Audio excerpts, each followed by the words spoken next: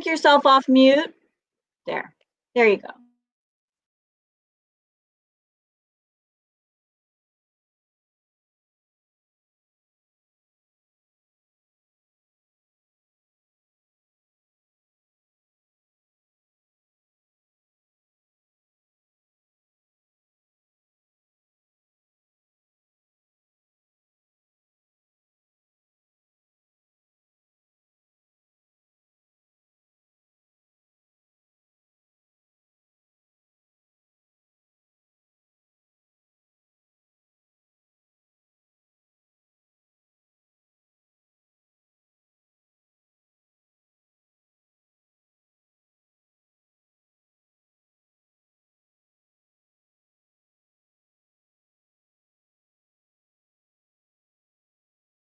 Hey, we're live. Hi, everybody. My name is Anne Espuelas, and I'm Director of Storytelling and Family Outreach here at FAMM. And I've met a lot of you probably. And I've got some guests with me today for our FAMM Thanksgiving celebration. We're calling it our Thanksgiving table. Join us at our table, but we're not actually going to be eating today. But this will be a good opportunity to experience some gratitude, hear some great stories, hopefully offer some hope. I know that this year everybody's celebrating Thanksgiving mostly virtually, and it's a really strange way to do it. But it's also a great opportunity to really think about what the holiday really means. And anyhow, we wanted to introduce you to some new members of our family and hear about their experiences. They are all recently returning citizens from different times in prison. And I wanted to introduce you to them just to start. So far we've got, let's start with you, Andre. You're on mute, but if you can unmute yourself, there you go. Why don't you just tell us a little bit about yourself and how you found out about FAMM and how you're here today.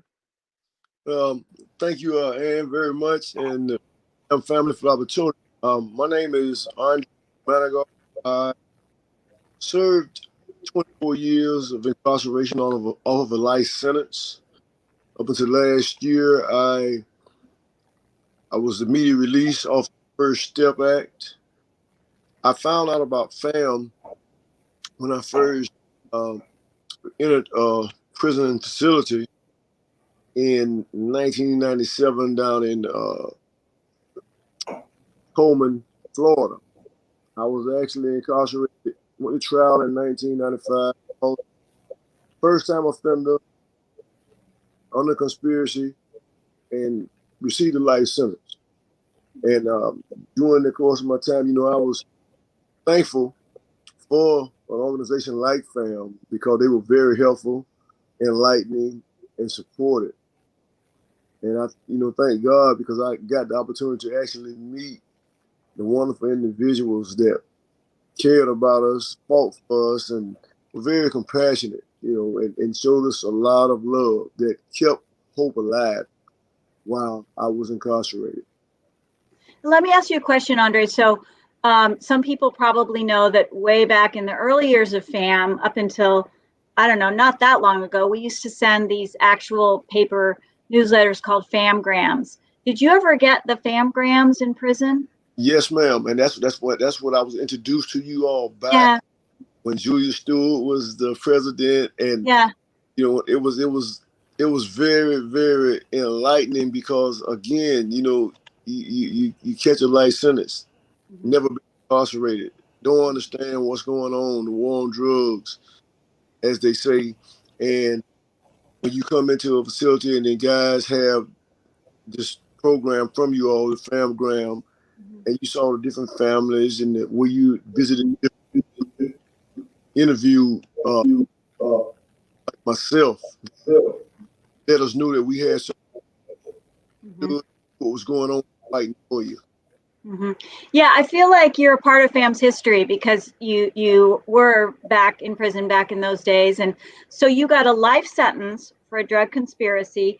You served 24 years. And then how did you get some relief? Well, I'm first giving honor and glory to God, Jesus Christ, who's the head of my life, my Savior. I thank him for everything that came, like again for you all. That's where it started at for me, being a God-fearing man. And when the First Step Act came along, which had been in place back in during the Obama's era, but it never got any exposure to get the retroactivity. Mm-hmm. We also had to thank Mr. Trump as well and that organization, Mr. Grassley, Doug Collins, the individuals up on Capitol Hill that we were able to meet last year Mm-hmm. through you all for inviting us up and showing us such a great time. That's how I received my relief from the First Step Act being retroactivity. Mm-hmm. So did you come home? You came home last summer? Yes, ma'am. I got it released on July 2nd, Mm-hmm. 2019. Right before 4th of July. Yes, ma'am. It was awesome. And so I remember you came to FAMM had a big event last December, a thank you tour to say thanks to all the lawmakers on the Hill who had helped, and you were part of that group who came. And I think there are probably some other people watching now who were part of the group and are really happy to see your face. It was great to see you and your co-conspirators who also your co-defendants came with you. We called you the South Carolina group. Yes, ma'am. In fact, I spoke to one of the brothers on yesterday, Lionel, and told told him what was going on, because again, it was I was just explaining to him that I had an opportunity to speak with Frank and Margarita on yesterday and to enlighten them on what it did for me. It was very therapeutic, Mm-hmm. amongst other individuals like yourself who have been gone for so long and experienced the same thing that you experienced. Yeah, yeah, yeah. It was great. It was great to meet you all and see you all together. Okay, so Frank, tell us a little bit about you. You have been out not quite as long as Andre, but tell us, when you went in, what your sentence was, and how you got out. Welcome home. Well, thank you very much. And my circumstances were that I got caught up in a reverse sting conspiracy, a cocaine conspiracy case, which the federal government fabricated to lure some friends of mine in.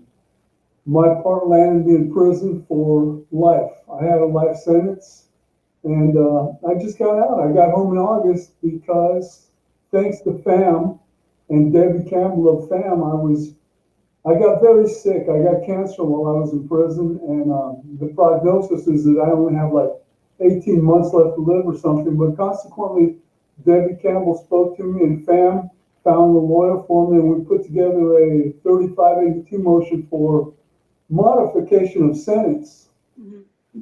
and compassionate release, and it was granted, and I got home. Wow. So when were you sentenced and how many years did you spend in prison before you got out? Well, I went to trial in 1999. I was sentenced in 2000. Then I was sent to the penitentiary in Coleman, Florida, and I spent 11 years there and another 10 years or so floating around. But I did 21 years in prison when I finally got out this last August, just a couple months back, a few months ago. Wow, off a life sentence. So do you think talk about a little bit about that process of applying through compassionate release? So you found that you had been in touch with Debbie, you heard about the program, you applied, and then how long was it between the time you applied and when you got a lawyer and were granted the release? Well, due to certain prevailing circumstances, my procedure was a bit unusual. What happened was that, you see, I've been following FAMM since the late 90s when I first went to prison. They were one of the organizations that gave me some hope where I really had none. Reading the newsletters and following what was going on with FAMM. But what happened was that I had some really controversial litigation in the court that sat there for over a year and a half and no one wanted to address it. The prosecutor judge couldn't deny or refute my allegations. So what happened is that FAMM got me a lawyer, and I put together compassionate release documentation, submitted to the lawyer that FAMM got me, and The judge all of a sudden secretly dismissed my prior litigation one day. Next day came along, granted my compassionate release motion, and the day after that, they kicked me out on the street. Now, Wow. most people will have to sit for 2 weeks under quarantine before they're released or anything Yeah. like this. This is the standard procedure. However, they threw me out from one day to the next. It was so quick it made my head spin. I had no idea what was going on. Holy cow. Wow. Well, that's very fast. Did you just get on did you get on a bus and go home, or how was it? They pulled me out, gave me $20, gave me a plane ticket, drove me to the airport and said, hasta la vista. Did you even have time to call your daughter and say, pick me up? No, the social worker from the facility where I was at called my daughter and told her, hey, you need to go pick up your dad at the airport. It was just amazingly fast, incredibly fast, from one day to the next. It was unheard of. It's stuff like that's just unheard of. As I said before, most people will have the motion granted for compassionate release. Then they will sit for 2 weeks in a cell by themselves under quarantine conditions due to the COVID. And they don't want to let you out if you have COVID, out into the general public. So, and then they will release you. Mm-hmm. Wow. And how's it been since you've been home? I see you got some guitars there behind you. I hope you've been making a lot of music. Well, those guitars are 30 years old. They're from long before my prison time.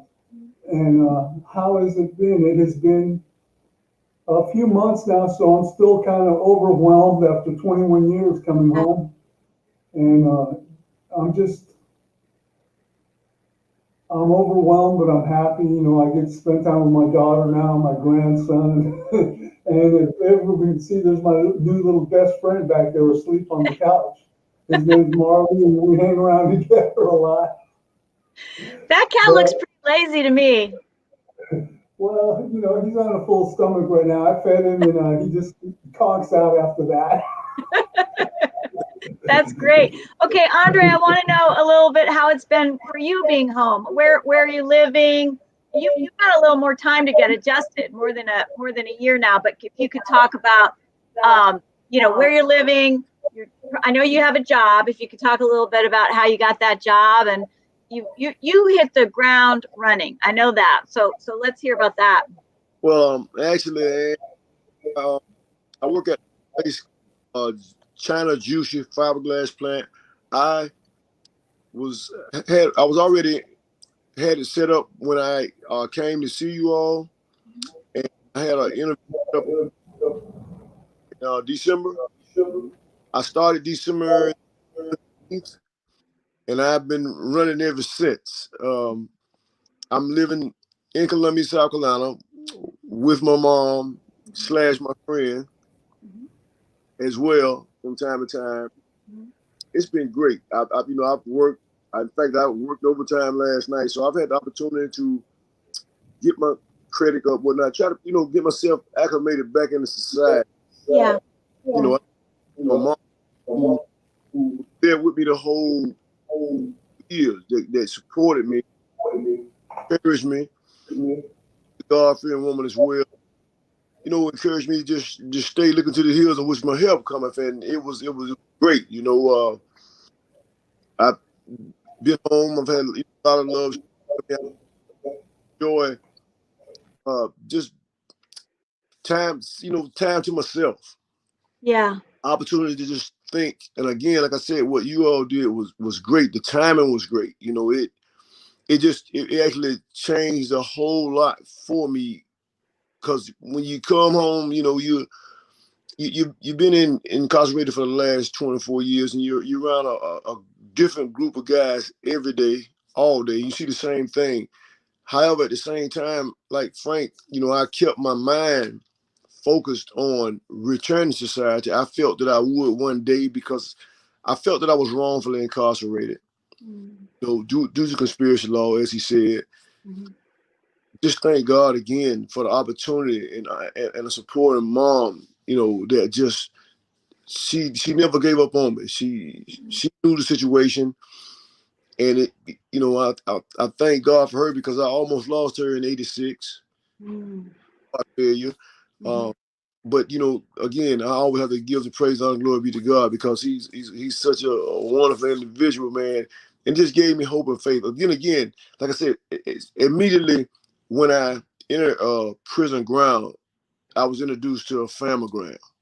And that once you've been in one of the courtrooms, like Frank said, and you understand, you see what goes on, stuff that you wouldn't believe, to have one on the outside that understands and is aware of what's happening, that's fighting for you. Julia Stewart, her son, that situation, you know, nothing happened by chance. Again, the creator, man, it was just, that was great because to be in a situation like that where you've never been incarcerated, you hadn't had a speeding ticket. Yeah. You didn't get caught with anything. You don't have any other elements of conspiracy. And then you just go to jail. It's like, you know, when a person tells you here today and gone tomorrow, it doesn't exactly mean literally being dead, but it was dead to society. I was walking dead for 24 years, if you would say. So it was new. You had to adjust, and just a group of individuals like you all that knew that was. I mean, families against mandatory minimums. That was. I mean, who would have ever imagined? Who would ever come up with something like that? Again, I give thanks to Julia Stewart, King Molly Gill, all of you at FAMM. It's just you don't even understand. You don't even understand the definition and what it means because you all are truly family. Well, we feel the same way, Andre. I mean, it is a big family, and it's great to finally be talking to you face to face after all these years of just being in email contact. So you did say something interesting that caught me. You said just this idea of being at home and you can finally be by yourself with time to think and be with your own thoughts. Yes, that's so interesting to me because you're never alone in prison, and all those years, both of you. Can you talk a little bit more about that? Like, what does that feel like now? For you want to go, Frank? Well, I find that these days I value, as odd as it may sound, I value my time alone more than anything.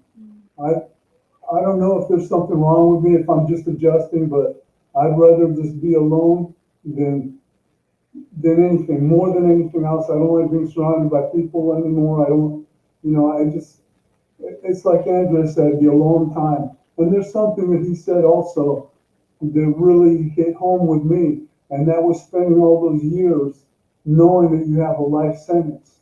And so you're walking around like the walking dead. Because the truth of the matter is that life goes on for everybody else, but you're removed from life. You no longer have a life. So that was an interesting, so to speak, analogy that Andre put forth, the walking dead. And that's basically what it was like. And always surrounded by people, always surrounded by just ugly environment and here's a weird word, bad vibes, you know. But yeah, I like being by myself a lot now. That's my best time, my most peaceful time now. Your most peaceful time. Yeah, I mean, I really treasure alone time myself, and I can imagine it must feel all the more strong for you. How about you, Andre? So you like to be alone. You like to be alone with your thoughts. How else do you find, you know, your center now and peace, and what do you like to do? Well, you know, during my incarceration, and I worked out a lot. I tried to keep my mind and my body strong. You know, you have to work the mind out as well as working the body. And I had been going to the gym when I got a chance. I'm a member of Planet Fitness, but I hadn't really been in since the COVID came out because I just didn't trust the environment. You know, I'm a strong believer, I say, in the man up above, but also I understand, you know, life. And when you are blessed with a second chance, another opportunity, you know, when I was incarcerated, I took a number of different courses, and my favorite one that stuck with me is this guy, Dr. Nash. It was called, and I'm pretty sure Frank should be familiar with him if he was open because he was at Button as well. But it was called critical thinking. Mm. And it's an analogy that he always gave, take away the takeaways.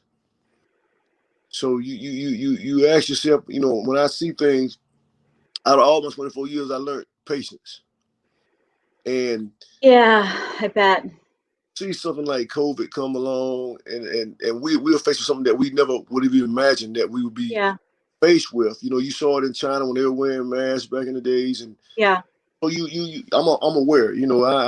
I take heed and I approach things cautiously. So really, it's been great for me because, again, you don't have to run into so many people, especially when it was weird though when I was going to work and they had here in South Carolina we had the curfews, and when I would work, man, you wouldn't see no cars, nobody. It was like again the Walking Dead. It was a zone that you just didn't. Yeah. So myself now, at home, man, I love just to. In there is so noisy. There's something going on all the time. And here now, you just like when it's very peaceful. And then I'm like out in so much country. I just enjoy the birds chirping, just looking in the back. Again, there's some me time. It's just a wonderful thing because it gives you the opportunity to, again, you said gratitude, for a second chance, because had not been for that second chance act, the first step act, who knows? I still be in there. Right. And I'm talking about just what a life sentence, for the audience, a life sentence in federal prison means that you die there. Mm-hmm. I mean, that's the definition of it. On your release date, it has none. Or when I came in, right before I came, they had deceased. Mm-hmm. So again, you don't even understand and the magnitude of what you all did for us. The hope, that somebody's continually fighting, mm-hmm. knows about you back there. Mm-hmm. Well, I'm glad you felt that. I'm glad you felt that, and you still feel that. Okay, so let's turn a little bit to the reason for the season, gratitude. So, I mean, the answer might be obvious, but if you can think of sort of less obvious answers to this question, what are you guys most grateful for now? I mean, obviously your freedom, but is there anything else that we might not suspect you're really grateful for right now? How about you, Frank? Well, for me, I haven't had a Thanksgiving in 21 years, and I'm going to be so happy and grateful to be able to sit with my daughter. My younger brothers are coming from Pittsburgh, where they now live. A couple of my best friends that are still around from way back when, they're all coming to have Thanksgiving with me.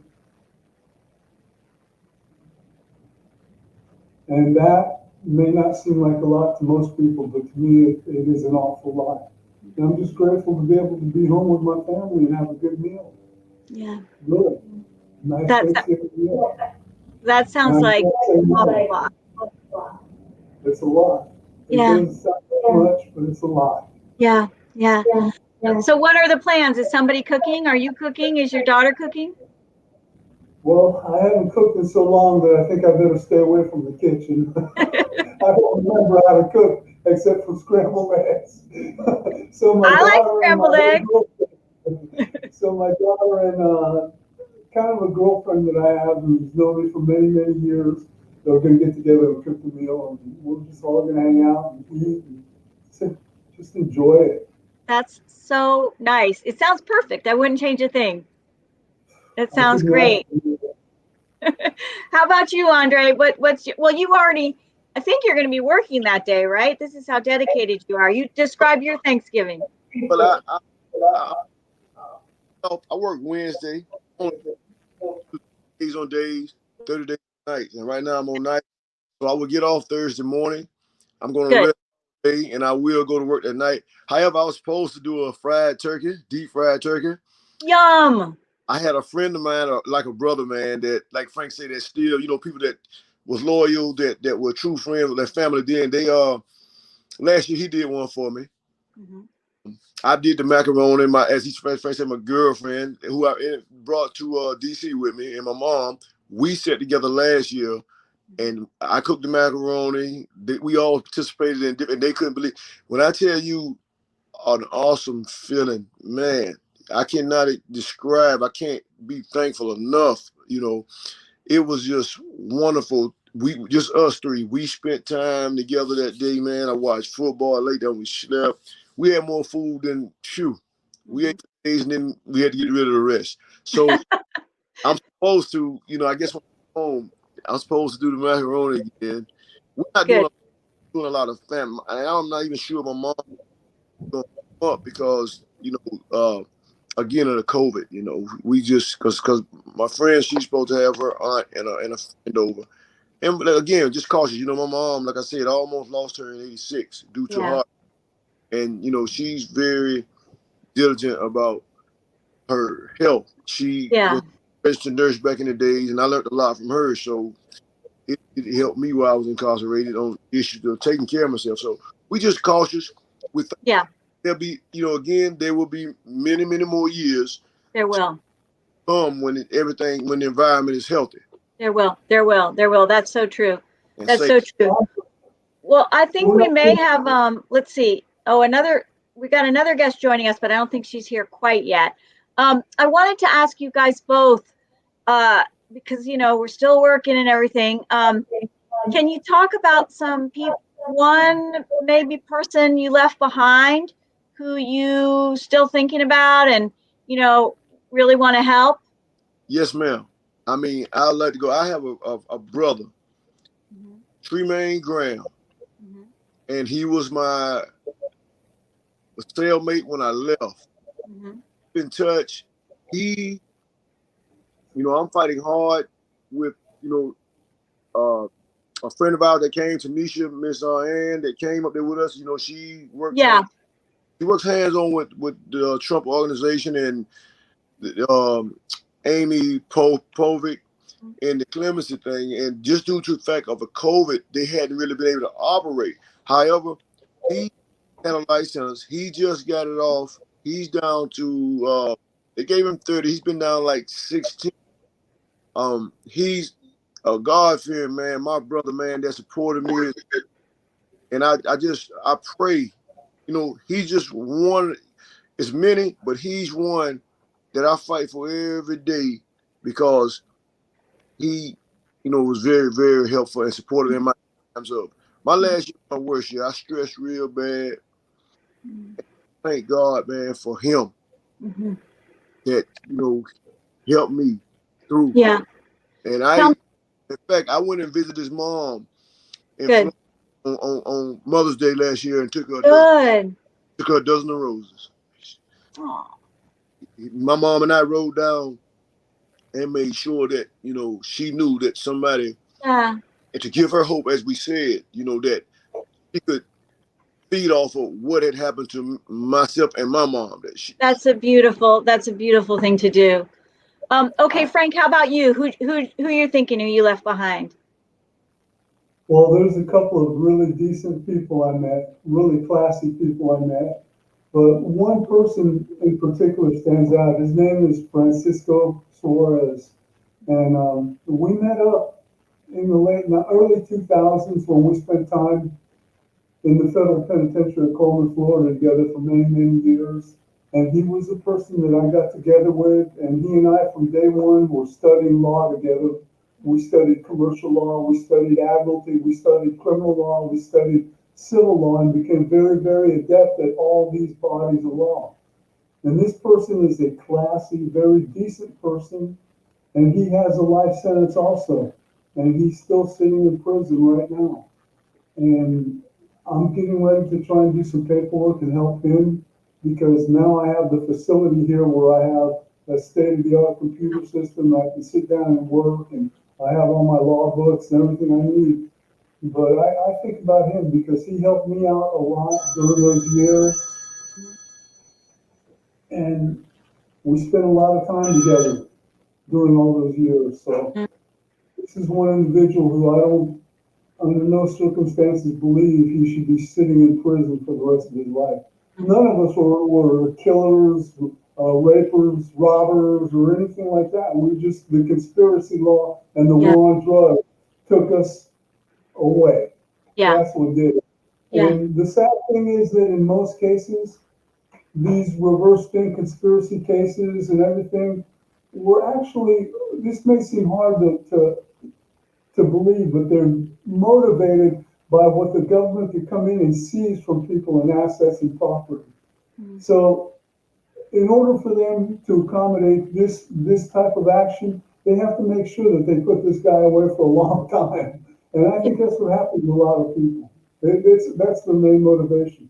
Mm-hmm. And by the way, I want to say something to Andre. Listen, Andre, we're not going to be eating ramen noodles out of the microwave this Thanksgiving, are we? No, I bet if you never see another ramen noodle again as long as you live, you'll be fine. Chicken and ramen noodles, no more. I'm trying to find the fresh start refried beans. Can't find them anywhere. You and I can laugh about this, but the people that are watching that, they probably don't understand why we're joking about this. Oh, man. We had a prison commissary system. This Yeah. is for everyone out there who doesn't know what we're joking about. But one of the things they would sell us is these little bags of refried beans they're dried, and you could mix water in them and mix them up and have refried beans, and ramen soups. You could always buy ramen soups to eat ramen soups. And, that's why we're joking about it now, because after 20 years of eating stuff like that, you never want to see it. No, you deserve big feast. All right. Well, I think we have our third guest here. Her name is Margarita Zamora. There you are, Margarita. Yay. I'm so glad you got on. Good. Yes. Oh, good. And we can hear you just fine. Good. Good. So, Margarita, I was wondering if you could tell us a little bit about yourself. If you could tell us, when you got sentenced, how long you were in, and how you got home and when you got home. Like Frank, you have not been home long, so I know it's a big adjustment, and I really appreciate you coming here today. But I thought it would be great to hear from you. So tell us your story. I'm 45 years old. I'm from South Texas, and I was sentenced back in April. Well, I was arrested April 19th of 2017. I've had a history of I guess you can call it criminal activity since back in '96. Mm-hmm. I've been in and out of the feds. I think this was like I want to say my fourth conviction. Mm-hmm. And when I got arrested, it was unexpected. I had already turned my life around. I had just recently gotten married. I had two small children. Well, I still have two small children. I have two girls.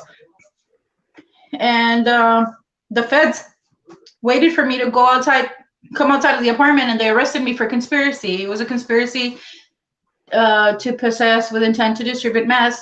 Mm-hmm.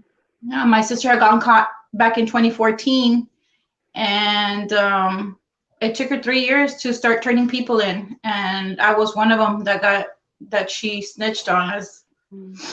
And so I got sentenced to 150 months. Mm-hmm. And it was, when I got sentenced, it was the worst day of my life, because 12 years is a long time. And I have two small girls at home. My babies were 2 at the time. One was 2 and the other one, she was 4. So it was real hard for us. The day I got sentenced, I called my husband and I told him that he needed to move on with his life and just forget about me, because I wasn't going to be home for a while. But thanks to FAMM, thank God, I'm home. Before, I only did 40 months out of the 150 months. And so I was very, very blessed to come home before.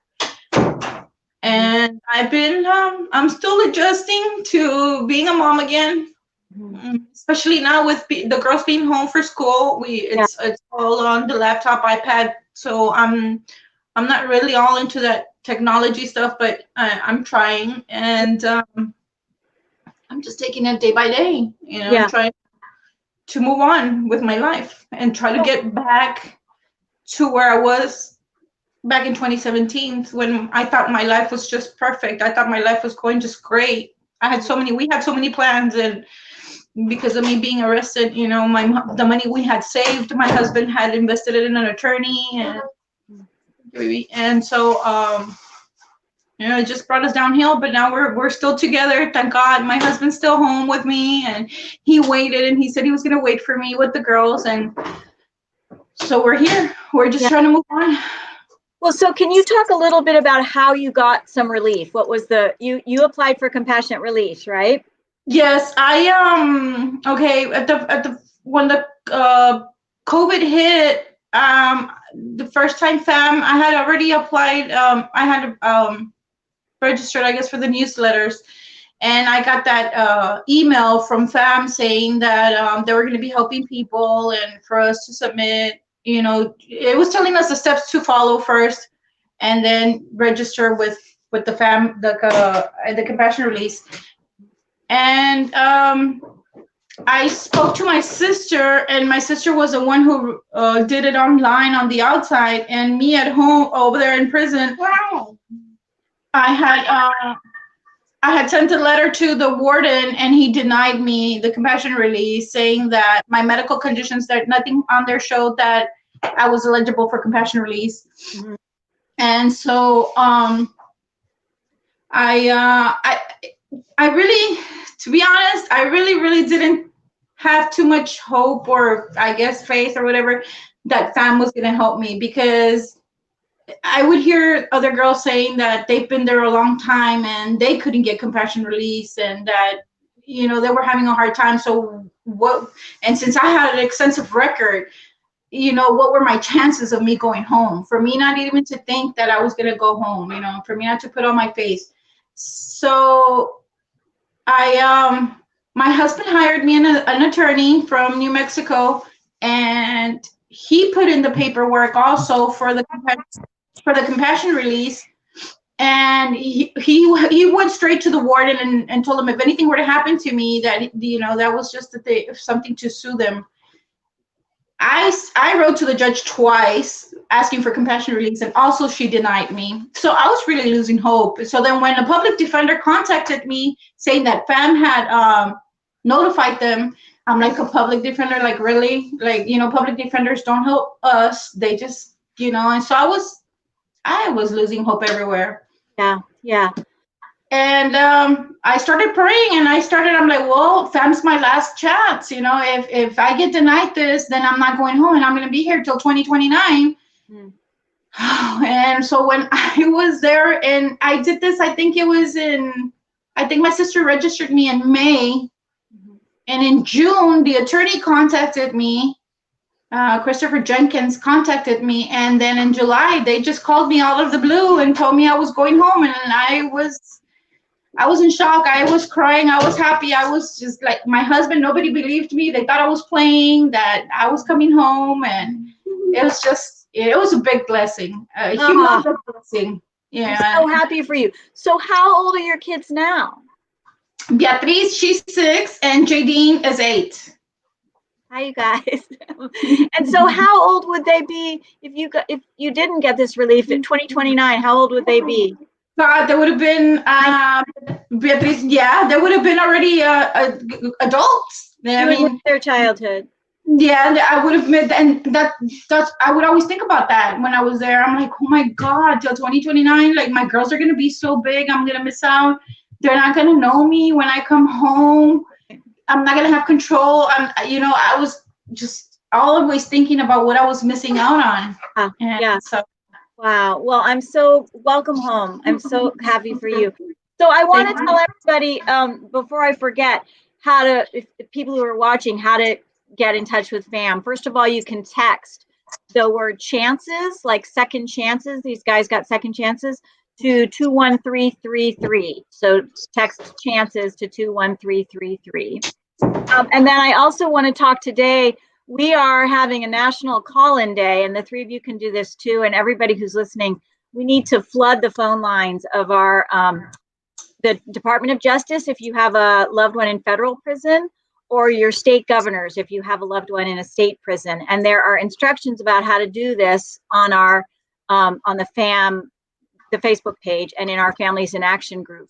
And what we're asking for is to keep them safe or get them home, keep them safe or bring them home, because COVID is hitting the prisons really hard right now, as I'm sure you know. And we need to let our officials know that we are watching, and we need our loved ones home, particularly now more than ever. I know that COVID, you know, Andre, you got out before COVID hit, but I know Frank and Margarita, I'm sure you're especially grateful to be in much safer situation, even though you're still in the middle of a pandemic. So Margarita, I was asking the other two, Thanksgiving, how are you going to spend your Thanksgiving? Well, we're gonna make a turkey here at home. I think we're gonna go to my sister-in-law's. I hope that they don't shut us down. But if they don't, we're in Texas, right? Yeah, I'm in South Texas. Yeah. So we're gonna go to my sister-in-law's. It's just gonna be us, me, my husband, and my two girls, her son, and my sister-in-law. And I'm the one who's gonna cook the turkey and prepare everything. So good for you. Are you a good cook? Yes, I'm gonna put the turkey out in the barbecue pit. That's how I like doing my turkeys. Okay, so you can have an argument with Frank later. He's gonna fry his turkey. I've never tried that. Or no, maybe that was Andre. Who's gonna fry the turkey? That was Andre. Sorry, I can't keep my turkeys straight. Okay, so, and Margarita, what was Thanksgiving like in prison? Oh my God. Okay, the first Thanksgiving I spent there, it was depressing because it was my first Thanksgiving in prison without my girls. But when we got the meal, it was so good. Like I was surprised that they had given us a really good Thanksgiving dinner. That's good. But this last Thanksgiving that we had there, or that I spent there, it was we didn't have the real turkey. They gave us it's like that deli turkey, and they really cut back. Like they made it like the worst holiday. It was terrible. But at least we got fed. Yeah. But I was just hoping, and that was my only thing for me. It was praying all the time and never giving up, hope, even though, other women would tell me that, I wasn't going to come home, and for me, I had to do. But I prayed a lot. I prayed and wanting to be home for the holidays with my kids. Yes. So I want to ask all of you, we got a lot of family members watching who have loved ones in prison now. What would you tell them now? Like what should they be doing or not doing, or worrying about or not worrying about? What advice would you give family members with loved ones still in prison? Andre, let's start with you. My advice, like I hear Margarita. Hi, hello, Margarita. How you doing? I get, like she said, I told you when I first started my conversation, giving thanks and all praise, honor, glory be to God. Jesus Christ, the head of my life. That helped me so much, my family. And I heard her say that, she had given up hope a few times and she prayed. So that's what advice I would give to any family member, to just keep praying, to look to the hills in which your help cometh. The Holy Spirit is true. It's real. And anything that you ask for in Jesus' name, God will give it to you, man. You just have to be diligent on your path, and He's going to do it for you. He does it for me every day. That you encourage your family. Y'all, they say a family that prays together stays together, and that's where it's at, and that's where it starts. You have to have some faith in something, somewhere, somebody, and that's my route. That was my route, and that kept me strong. That's good advice. Frank, how about you? What would you tell family members worried about their loved ones, especially Thanksgiving time? Well, what I would see, my family suffered very much when I got taken away. And what I used to tell my wife and my daughter was that, and what I will tell everyone is this: there is not really a lot that you can do to change what has happened. When we're in federal prison, you have to continue on with your life and not worry too much about us, because there is really not much you can do. So don't drive yourself crazy worrying about us, because you have to go on with your lives. And the best thing you can do is just stay in touch and just let us know that, hey, you're still out there and that we're still alive in your minds and hearts. Yeah. And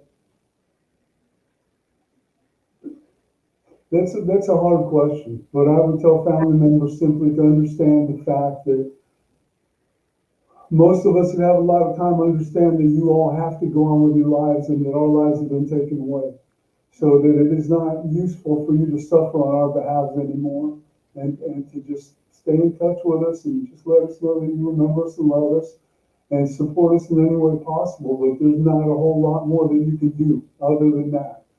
My daughter suffered extremely much, worrying about me all the time, missing me all the time because her dad got taken away. My wife lasted 7 years and she was a wreck. And there's just, I don't know what I could say clearly, but it's just the way that life has to take an adjustment when someone you love goes away like that. Yeah. And especially if it's for a period of time that you can't sit there and stop your life. Yeah. So, as harsh as it may sound, it is better it's in everyone's best interest to just, do what you can, but don't cause yourself suffering, undue suffering, because there's not really much you can do for us when the federal government decides they want to grab us and take us away. Mm-hmm. Mm-hmm. You can show support and love, but don't hurt yourselves. Yeah. Don't go through what my wife and daughter went through, because that hurts me. Every day I think about it. Yeah. It hurts me sincerely that I was not there all the years I was gone for my daughter, who is now 36 years old, and my grandson who's 12. But that is really all I can honestly say to people, families out there, is that please don't drive yourselves crazy, because your life has to go on. We're on break, so to speak. Yeah. You show a little love and support, and there's not much more I can tell you than that. That's good advice. That's very good advice. Okay, so Margarita, how about you? Well, just not to don't lose hope. Keep praying, and it's like Frank and Andre say, our life stops for us. Our life stops in prison, but our family out here, their life continues. And like me, as an example, I would always worry about my family out here. I felt like my family didn't have to worry about me because I'm in prison, and I don't drive around, I don't do much, I'm just there. So but we do worry about our loved ones outside. But I just say, just don't lose hope and keep praying. And if they can, and like right now with the pandemic, or get in touch with FAMM if they think they qualify to go home for like a time release. They need to get in touch with FAMM, and because FAMM helped me, and I am so grateful and thankful. It's just wonderful being home. Well, we're so grateful you're home. We're so grateful you're home. So Yes. I've got a question from somebody watching just before we've got time for one question before we end. Somebody wants to know if you guys were surprised by the things you've come to love now that you're released, like something that really you weren't expecting all those years when you thought about what would be great when you got out, something that surprises you. Does anybody have an answer for that?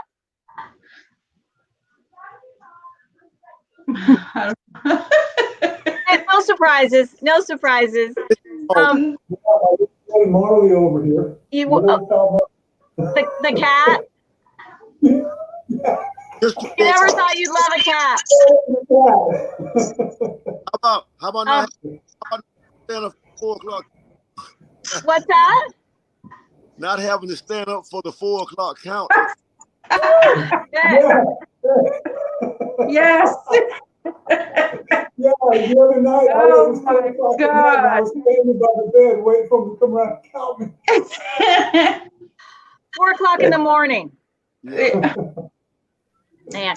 Okay, I've also got people saying, please tell them all they're incredibly strong and they're so grateful that you're home. Thank you. A lot of Thank people you. sending you a lot of well wishes. Hey, Um, hey, Yes. there were, now, there's two things I like to leave them with. One is you can't worry about the thing that you can't control because you control. And then the thing that you have under control, you don't worry about because they are. And I had a pastor, man, he used to always tell me, your current situation is not your final destination. I love that. Your current situation is not your final destination. And this was Pastor P from Butler, North Carolina, man. And he was, he was very encouraging along the way as well. Mm-hmm. These are type things that, and you believe and you hope, and it came to pass for me. Mm-hmm. Mm-hmm. That's good. That's good advice. So I wanted to mention to everybody that we've got another heart-to-heart coming up, I think in December, about self-care, which back to what you guys were talking about, how advice to family members. Family members are our army of our strong army and really help us tremendously to do the work we do. But you're right. Like, so there is something they can do helping us with our work, but they need to, all of us need to take care of ourselves, particularly now. I don't know about you guys, but this is a stressful world right now. And so we're going to be having a heart-to-heart about that very topic with some good ideas. And I'll just say another reminder, if you want to join FAMM, you can text to 21333, text the word chances. And there you'll be taken to our website and you can read about our second chances work. All of these guys got second chances, and also how to join FAMM if you're not already a member. Okay, so let's finish up now. And if you guys have any parting words, Frank, let's start with you. What are your wishes for everybody's Thanksgiving? And just want to end it on some gratitude, an attitude of gratitude. That'd be great. Well, I hope that all the families out there that have people, loved ones in prison, do not suffer too much, and then you'll have a good Thanksgiving as best as you can. And I wish everyone luck. I truly do, because this system has destroyed families and lives more than you can think of, more than you can imagine. So I feel for all the families out there, not only for the friends that I have that are still in prison that I know don't belong there, but for their families, who I know many of their families and their families suffer. So I can only say that I hope that all the families out there are listening, that you have a good Thanksgiving, and I wish you all the best. Mm-hmm. That's really great, and people are actually commenting to wish you happy Thanksgiving. So so that's good. Thank you all very much. Yeah. Margarita, how about you? What are some thoughts you have? And also, I wanted to ask you, because you didn't get you in particular, because you didn't get much time to talk before. What is some of the biggest challenges you've faced since you've been released?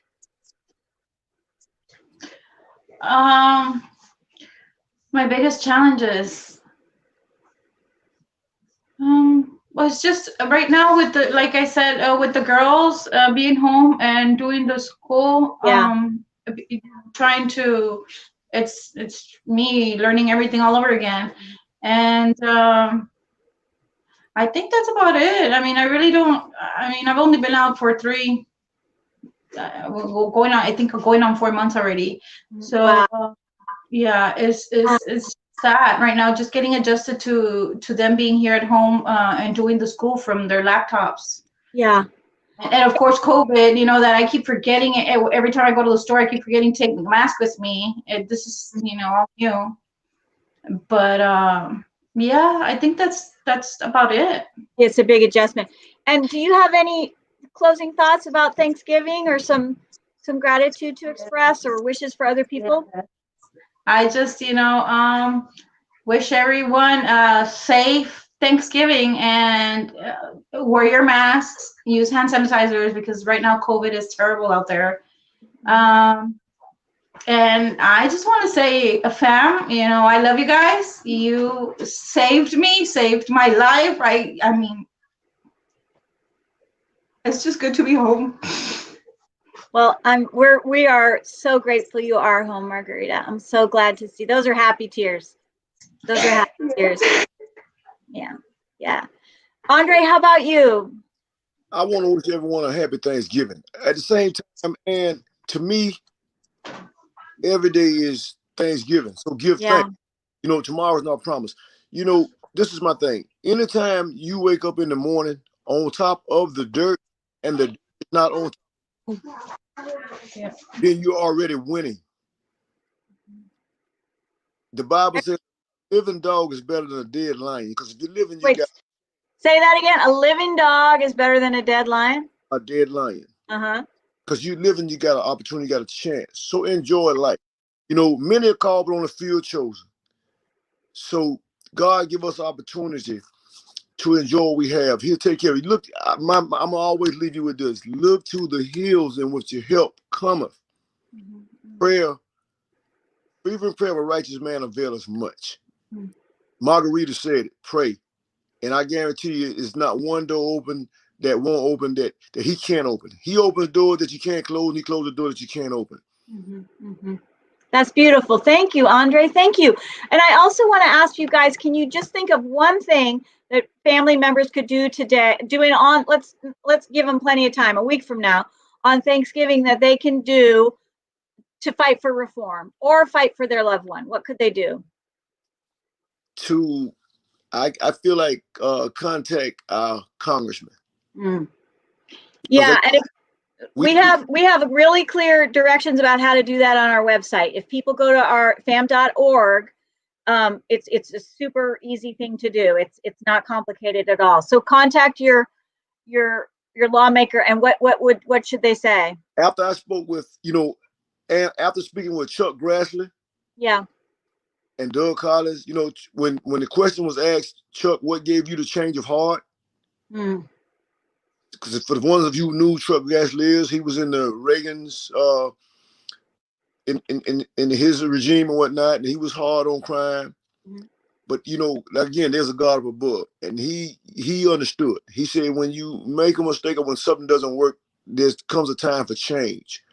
But he's human as well, and I've met him, had the opportunity, and I think he's a great individual.